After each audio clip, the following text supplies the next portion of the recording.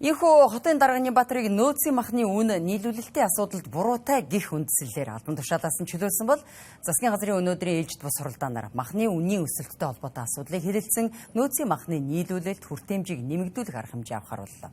Тухайлбал энэ хавар гарах 20 мянган тонн нөөцийн махнаас үлдсэн махыг 5-6 дугаар сард багтаан зах зээлд нийлүүлэх нэг этгээдэд их хэмжээгээр болоод давтамжтай худалдаалсан тохиолдлуудыг шалгаж дутагдсан хэмжээг нөхөн бүрдүүлэхээр болсон байна.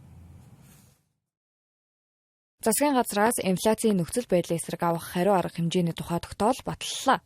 Тогтоолд махны үнийн өсөлттэй холбоотой асуудлыг онцгойлон тусгаж, нөөцийн махны нийлүүлэлт, түгээлтийг нэмэгдүүлэхээр болсон юм байна. Түүнчлэн өмнөх хугацаанд борлуулагдсан нөөцийн махны нийлээдгүй хувийг баримтгийн худалдаалсан зөрчил илэрсэн талаар мэдээллээ.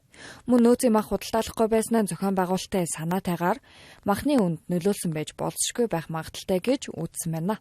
375 цэгээс 250 цэгээс одоо өчигдрийн байдлаар авч үзэхэд сүүлийн 1 сарын хугацаанд нөөцийн мах бол ирээгүй гэдэг ийм мэдээллийг бол өгж байгаа.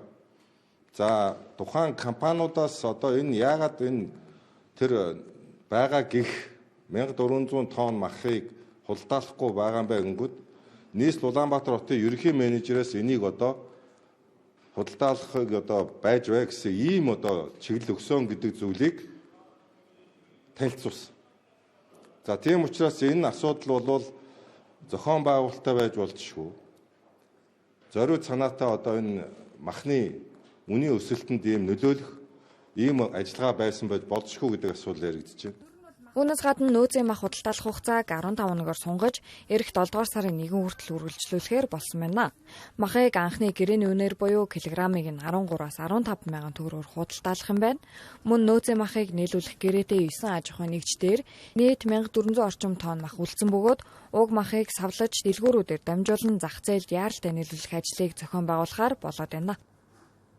Хоньны махыг 13 мянга дээр, үхрийн махыг 15 мянга дээр буюу одоо 2025 онд энэ нэр бүхий 9 компани нийслэл Улаанбаатар хоттой гэрээ байгуулад дээрэс нь арилжааны банкудаас энэ одоо татаастай зээл авахтаа байгуулсан энэ гэрээний эхний үн дээр навчнаа. Тэгэхгүй бол энэ маань 4 сарын 10-наас эхлээд одоо хоньны махан дээр одоо 2000 төгрөг өдргээд ингээд нэмэгдсэн байгаа. Тэгэхээр энийг бүр анхны үн дээр навчиж байгаа. Мөн засгийн газраас нөөцийн махыг нэг этгээдэд их хэмжээгээр болон давтамжтай худалдаалсан тохиолдлуудыг шалгаж, дутагдсан хэмжээг нөхөн бүрдүүлэх, захим төлбөрийн баримтгий худалдаалсан хэмжээгээр нөхөн нийлүүлэлт хийх үүргийг холбогдох аж ахуйн нэгжүүдэд өгчээ.